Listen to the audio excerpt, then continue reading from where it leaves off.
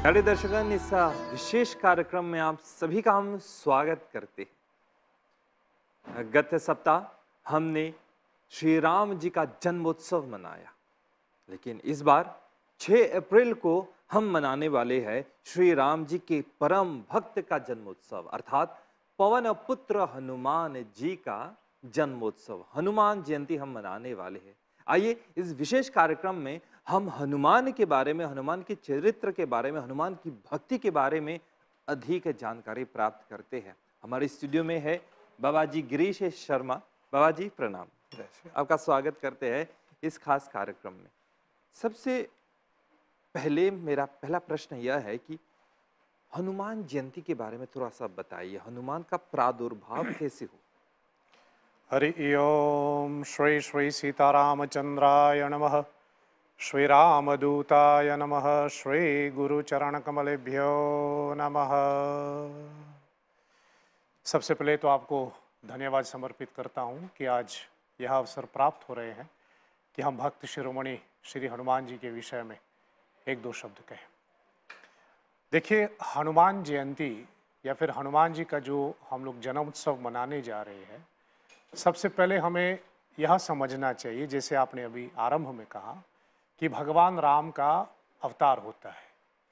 परम पूज्यपाद गोस्वामी बाबा तुलसीदास जी महाराज ने रामचरितमानस में वर्णन किया है कि जब भगवान श्री राम को अवतार लेना है तो वो अंश सहित लीन अवतार, वो अपने अंशों के साथ आता है, अकेला कभी नहीं आते। तो जब भगवान राम को अवतार लेना था तो उनके सारे अंश साथ में अवतरित हुए, जैसे उनके अनंत शेष लक्ष्मण जी के रूप में अवतरित हुए, इनके शंख भरत जी के रूप में अवतरित हुए, इनके चक्र शत्रुघ्न जी के रूप में अवतरित हुए, लक्ष्मी माता सीता जी के रूप में अवतरित हुए, यहाँ तक कि ब्रह्मा जी जामवन जी के रूप में अवतरित हुए। तो सभी देवी देवता एक एक रूप लेकर के भगवान राम के कार्य में सम्मिलित होने के लिए अवतरित हो रहे थे। तो जहाँ सभी लोग अवतार ले रहे थे तो वहाँ महादेव जी बैठे थे, भगवान शंकर। और शंकर जी सोचे कि एक तो सभी तो अवतार ले ही ले रहे हैं और बाकी राम तो हमारे आराध्य भी है, अब इनकी सेवा हम कैसे ना करें। तो फिर शंकर जी को हुआ कि मैं भी अवतार लेकर के श्री राम की सेवा करूं। तभी भगवान शंकर ने यह रुद्र रूप धारण किया, जिसको हम हनुमान कहते हैं। सो मूल में समझने वाली बात यह है कि श्री हनुमान जी भगवान शिव का अवतार है, जो राम के कार्य में, राम की सेवा में और राम की परियोजना को पूरा करने में अवतार लेता है। बाकी यह भी समझना है कि रामावतार इसलिए हुआ अनेक कारणों में से एक कारण यह है कि रावण का उद्धार करना। और हम सब जानते हैं कि महाराज रावण शंकर के कितने बड़े भक्त हैं। अब अपने जैसे कहे शिष्य का उद्धार होने जा रहे हैं, गुरु क्यों ना आए। इसलिए महाराज रावण के गुरु शंकर भगवान को लगा कि नहीं, मुझे भी उस समय में साथ में होना चाहिए, इसलिए भगवान शंकर यहाँ अवतरित लेता है।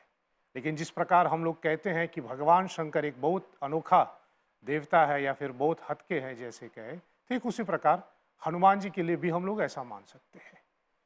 बाबा जी, मन में एक बहुत ही छोटा सा प्रश्न, बहुत ही आम प्रश्न है कि हम देखते हैं हमारे शास्त्रों में या फिर चित्रों में या फिर फिल्म में भी देखते हैं कि भगवान आते हैं या तो राजा के रूप में या तो ग्वाले के रूप में, लेकिन यहाँ पे भगवान एक वानर के रूप में। कई लोग मन में प्रश्न करेंगे कि हमारा भगवान बंदर रूप, ये कैसे? इसमें थोड़ा सा स्पष्टीकरण कीजिए। तो जब शंकर को हुआ कि मैं अवतार लेता हूँ, तो इसके ऊपर थोड़ा यही भी जोर दूं कि हनुमान जी मात्र एक ऐसा भक्त है, एक ऐसा रूप है भगवान का, जिनकी जन्मोत्सव साल में 2 बार मनाया जाता है। अच्छा। एक हम लोग चैत्र पूर्णिमा को मनाते हैं, जो हम लोग 6 अप्रैल को मनाने जा रहे हैं, और दूसरा हनुमान जी के जन्म के बारे में शास्त्र कहता है कि कार्तिक मास के कृष्ण चतुर्दशी को इनका अवतार हुआ। मतलब 2 मत है। और कार्तिक मास कृष्ण चतुर्दशी, जो कार्तिक मास के मासिक शिवरात्रि है, उसी दिन हनुमान जी का जन्म होता है, ऐसा वर्णन हुआ। अभी के लिए कहने का मतलब मेरा ये कि मात्र हनुमान जी ऐसा है जो 2-2 जन्म तिथियों में हम इनकी जन्मोत्सव मनाते हैं। अब रही बात वानर की, तब तो समझने वाली बात यह है कि शंकर भगवान जब अवतार लेता है तो सब ने अपना अपना रूप लिया है। कथा इसका दो पहलू है। एक तो कथा के साथ चलें, पहले हम कथा के विषय में देखें। कथा में आता है कि महाराज रावण को वरदान था कि उनको नर और वानर इनके अलावा कोई नहीं मार सकता, तो इसलिए परमात्मा को नर का रूप लेना पड़ा राम जी के रूप में। अब नर तो आ गया, वानर की आवश्यकता है, तो भगवान शिव वानर बन गया। लेकिन समझने वाली बात यह है कि वानर का मतलब क्या है। यद्यपि शायद दूसरी भाषाओं की अपना एक लिमिटेशन है कि वो शब्दों का जब ट्रांसलेट कर लेता है तो उनका एग्जैक्ट मीनिंग नहीं मिलता। जैसे यदि धर्म को ट्रांसलेट करेंगे अंग्रेजी में तो उसमें आता है जूती, जबकि धर्म जूती नहीं है, उससे कहीं ज़्यादा है। तो वानर को जब ट्रांसलेट कर लेता है तो उसको मंकी बोला जाता है, जबकि ऐसा बिल्कुल नहीं है। वानर का यदि हम सीधी शब्द में अर्थ लें तो वानर का सीधा अर्थ है वन में रहने वाला नर, इसको वानर कहते हैं। है तो वो वानर, मतलब है तो नर, कोई मनकी या कोई बंदर से जुड़ा तो है नहीं, वो तो सीधा वानर ही है, मतलब सीधा नर ही है। फिर उसके बाद कथा में आते हैं, जब इनका जन्म होता है उनको भूख लग जाते हैं तो वो सूर्य भगवान को निगल लेता है, जिससे पूरे लोकों में अंधेरा फैल जाते हैं। उनके मुंह से सूर्य को बाहर निकालने के लिए फिर इंद्र अपना वज्र प्रहार करते हैं, जिससे इनका मुंह हनु हो जाते हैं। इस कारण से फिर वो हनुमान बन जाते हैं। लेकिन अवतार के समय, जन्म के समय जैसे कहे, इनका मुख ऐसा नहीं था। दूसरी बात, अगर हम इसको विज्ञान के साथ जोड़ दें तो विज्ञान तो मानते भी हैं कि जो आदिवासी है, जो वन में जो रहते हैं वानर लोग, तो उनका आकार ऐसा ही है जिसको हम बंदर मानते हैं। कहने का मतलब ये है कि हनुमान जी बंदर नहीं है, हम इसको बंदर के रूप में कहते हैं क्योंकि हमारे समझ में वानर का मतलब होता है बंदर। ये हमारी समझ की लिमिटेशन है कि हम इनको बंदर मानते हैं, लेकिन सीधा अर्थ है कि वह एक नर है जो वन में रहता है, इसलिए उसको वानर कहते हैं। अभी आपने कहा कि हनुमान जी अर्थात वानर, वह नर जो वन में रहते हैं, और उनका प्रादुर्भाव हुआ भगवान भोलेनाथ से, और जाके सूर्य देवता को मतलब निगलने जा रहा था, ऐसे उनकी कथा चलती है। लेकिन और गहराई में हम जानना चाहेंगे हनुमान जी के चरित्र के बारे में, क्योंकि हनुमान चालीसा में खुद कहा जाता है कि विद्यावान गुणी अति चातुर राम काज, मतलब गुणवान है, विद्यावान है। इसके बारे में थोड़ा बताइए। ठीक, उससे पहले थोड़ा बहुत अच्छा आपने हनुमान चालीसा की एक पंक्ति उठाया। वैसे हनुमान जी की पूजा में, हनुमान जी के स्मरण में, हनुमान जी के चरित्र में अनेकों लेख मिलता है, बहुत से मिलता है, लेकिन जो ज़्यादा प्रचलित है वो है हनुमान चालीसा। हो ना हो, मनुष्य को लगता है, कोई भी भक्त को लगता है हनुमान चालीसा से हम हनुमान जी की पूजा बड़ी आसानी से करता है। और उसमें यहाँ शायद मैं दर्शकों को बताना चाहूँगा कि हनुमान चालीसा जो भगवान शंकर, जो हनुमान जी के लिए समर्पित किया गया, जिसकी रचना तुलसीदास जी ने किया, उसके केंद्र में भी भगवान शिव है। अब अगर हम लोग विचार करें कि हनुमान चालीसा में, जिसको हम चालीसा कहते हैं, चालीसा का अर्थ होता है जिसमें 40 चौपाई, तो तुलसीदास जी को हुआ क्यों कि इसमें 40 ही चौपाई रखें, 40 से ज़्यादा क्यों नहीं, या 40 से कम क्यों नहीं? तो इसके मूल कारण है कि भगवान शिव का स्वरूप है। अब भगवान शिव 40 से कैसे जुड़ता है, यह समझना है। थोड़ा संक्षेप में जल्दी हम करके आगे बढ़ें। भगवान शिव का 5 मुख होता है, ठीक है, थोड़ा गणित करके चलें। तो भगवान शिव के 5 मुख हैं। अगर 5 मुख हैं तो नेत्र 15 होगा, क्योंकि एक मुख के ऊपर 3 नेत्र है। तो 5 और 15 कितना हो गया? 20। फिर भगवान शंकर के 12 ज्योतिर्लिंग हैं और भगवान शिव के अष्टमूर्ति हैं। 12 ज्योतिर्लिंग मतलब 12, 12, अष्टमूर्ति माने 8, 12 और 8 20, दोनों 20 को मिलाएं तो हो गया 40। इसलिए हनुमान चालीसा में तुलसीदास जी ने 40 पंक्तियां दिया, क्योंकि ये शिव का स्वरूप है, ये शिव जी का रूप है जो हनुमान के रूप में प्रस्तुत हुआ है। अब वर्णन तो बहुत हुआ है, जो चौपाई आपने उठाया बहुत इसमें विशेष समझना है। विद्यावान गुणी अति चातुर, हनुमान जी बहुत बुद्धिमान है। और बुद्धि का मतलब क्या है? बुद्धि का मतलब होता है कि हमें अभी के परिस्थिति में क्या करना है वो हमारी समझ में होनी चाहिए। ये गलत होता है समझने के लिए कि हम एक ही नियम सभी परिस्थिति पे लागू कर सकते, ऐसा नहीं हो सकता।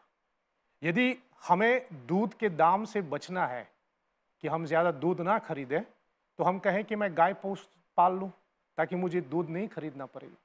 लेकिन यदि हम कहें कि शहद के दाम भी बढ़ गया, तो लॉजिक तो हम वही अप्लाई नहीं कर पाएगा कि मैं मधुमक्खी पाल लूँ।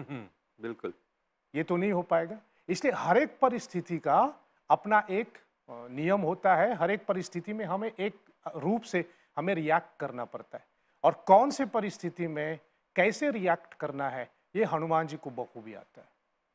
इसलिए उसको विद्यावान कहते हैं। विद्यावान गुणी, उनके अंदर गुणों का मतलब गुणों का खान है। अब गुण को हम चरित्र भी मानते हैं, कैरेक्टर, और गुण का हम यह भी मानते हैं कि वो सभ्यता के साथ, संस्कृति के साथ, और पूरे राम कथा में हनुमान जी की सभ्यता, हनुमान जी की संस्कृति देखने को मिलता है। विद्यावान गुणी। और तीसरा शब्द तुलसी ने दिया अति चातुर। हमारे शास्त्र कहता है किसी चीज की अति नहीं होनी चाहिए, किसी चीज को जरूरत से ज्यादा नहीं होनी चाहिए, लेकिन हनुमान जी के लिए अति चातुर कहा गया। वो कुछ हद तक से जरूरत से ज्यादा चतुर है। इनकी अति चतुरता के विषय में बस एक उदाहरण लेकर के हम आगे बढ़े। जब यह लंका पहुंचे सीता जी की खोज करने में, तो वो लंका पहुंच गए थे। अब सीता जी की खोज करनी है, तो हनुमान जी उस समय सोचते हैं कि मैं रात की प्रतीक्षा करूं, रात को मैं लंका में प्रवेश करूंगा, तब सीता जी की खोज करेंगे। अब रात को क्यों? क्योंकि हम सब जानते हैं दिन के उजाले में तो सब साधु बने फिरते हैं, दिन के उजाले में तो सब ढकना ही पड़ता है, लेकिन मनुष्य की वास्तविकता, जैसे कहें उसकी असलियत, ये रात को देखने को मिलता है। तो ये हनुमान जी की चतुरता है कि मैं रात में प्रवेश करूं ताकि मैं देखूं लंका में, जैसे कहें महाराज रावण कितने पानी में है, तब समझ में आएगा। ऐसा बहुत से उदाहरण होगा। फिर उसके बाद इस चौपाई के दूसरे भाग में तुलसीदास जी ने हनुमान जी के चरित्र में एक बहुत विशेष बात कही है, राम काज करीबे को आतुर। इस चौपाई में पहले के लिए मैं कहूं कि हम चलो 1 मिनट के लिए राम निकाल लें। काज करीबे को आतुर, हमें अपने कर्म को करने में एक आतुरता होनी चाहिए। यदि एक आतुरता नहीं है, एक एंथुजियाज्म नहीं है, तो हमारा कर्म नहीं बनता। और यहां किस कर्म की बात हो रहे हैं? राम के काम, धर्म के काम। तो यहां हनुमान जी के चरित्र हमको समझने आते हैं कि धर्म के काम करने के लिए, भगवान के काम करने के लिए तैयार तो होना ही है, लेकिन एक आतुरता होनी चाहिए।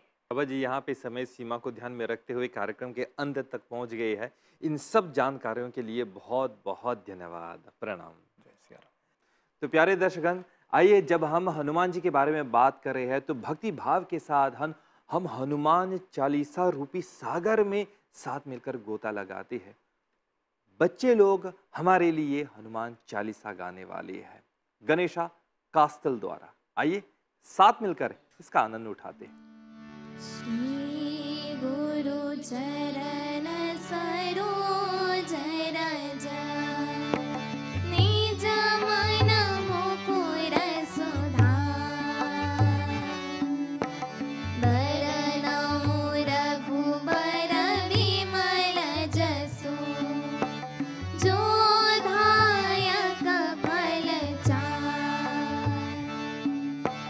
बुद्धिहीन तनु जानिके, सुमिरो पवन कुमार।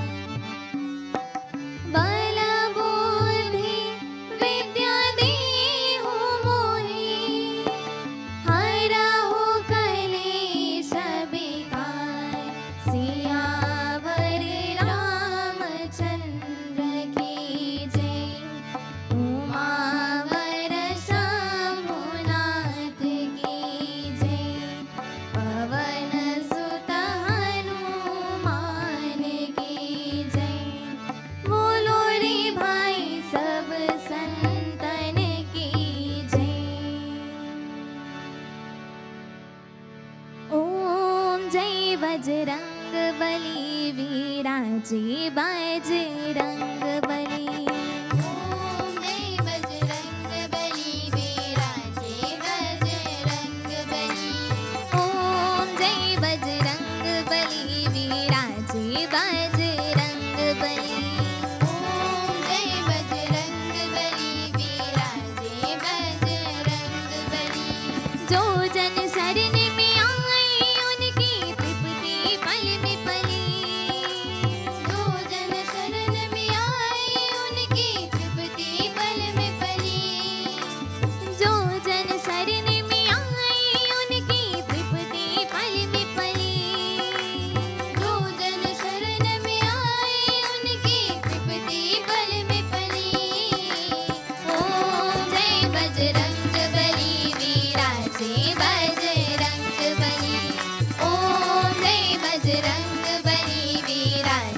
बजरंग बली।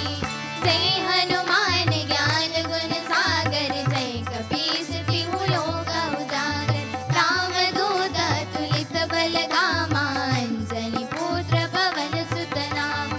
महावीर विक्रम बजरंगी, कुमति निवार सुमति के संगी। कंचन बरन बिराज सुबेसा, कानन कुंडल कुंचित केसा। ओम जय बजरंग बली, वीराजे बजरंग बली। ओम जय बजरंग बली, वीराजे बजरंग बली।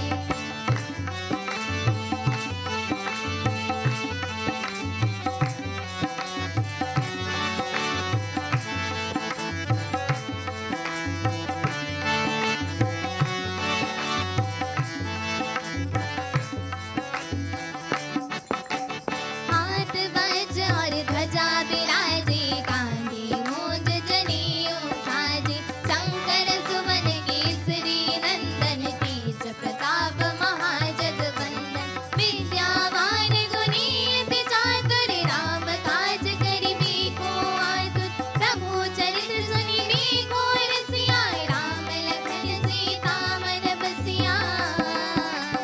ओम जय बजरंग बली, वीराजे बजरंग बली। ओम जय बजरंग बली, वीराजे बजरंग बली।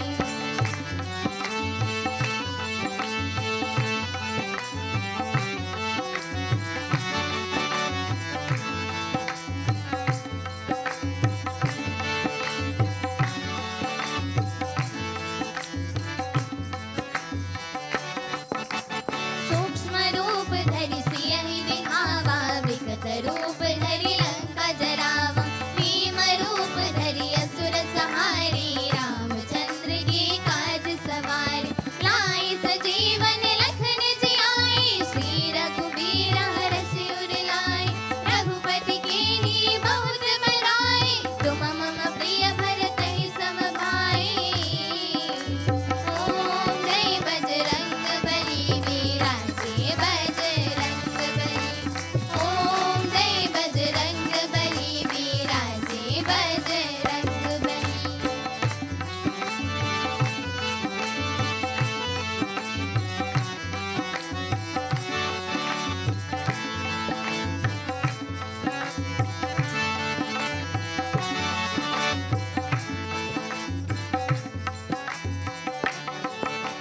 सहस बदन तुम्हरो जस गावे, अस कहि श्रीपति कंठ लगावे। सनकादिक ब्रह्मादि मुनीसा, नारद सारद सहित अहीसा। यम कुबेर दिगपाल जहाते, कवि कोविद कहि सके कहाते। तुम उपकार सुग्रीवहि कीन्हा, राम मिलाए राजपद दीन्हा। ओम जय बजरंग बली, वीराजे बजरंग बली।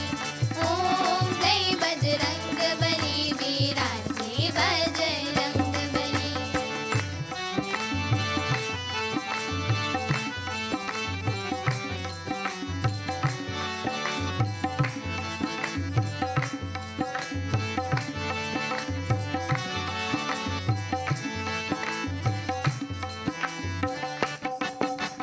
तुम्हरो मंत्र विभीषण माना, लंकेश्वर भय सब जग जाना।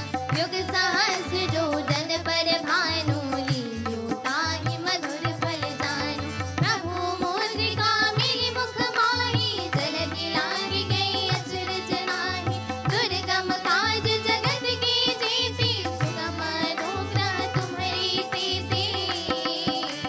ओम जय बजरंग बली, वीराजे बजरंग बली। ओम जय बजरंग बली,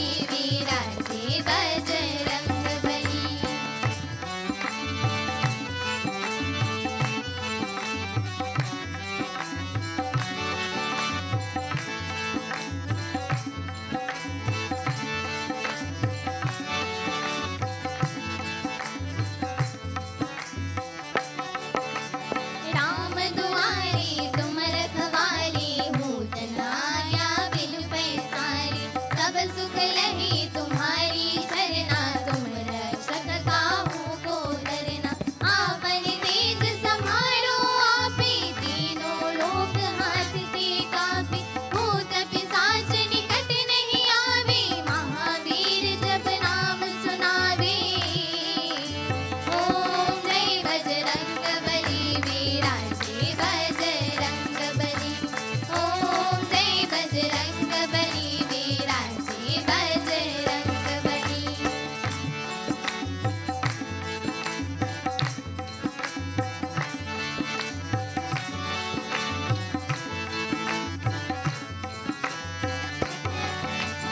नासे रोग हरे सब पीरा, जपत निरंतर हनुमत वीरा।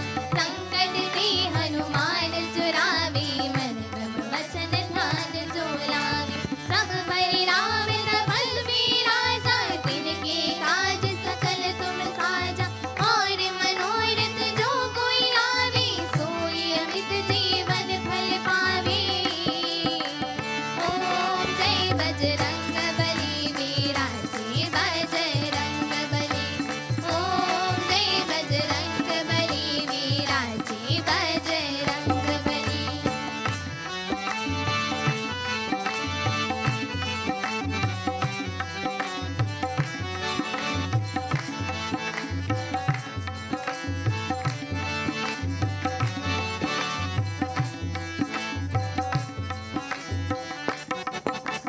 चारों युग परताप तुम्हारा है, प्रसिद्ध जगत उजियारा।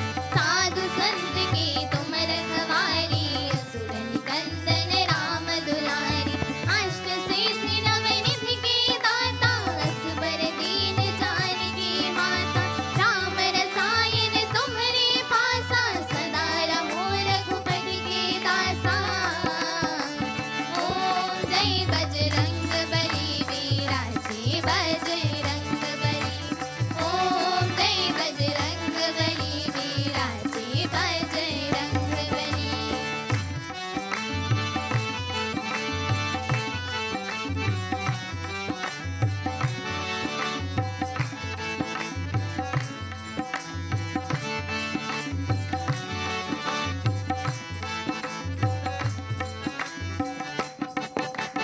तुम्हारी भजन राम को पावे,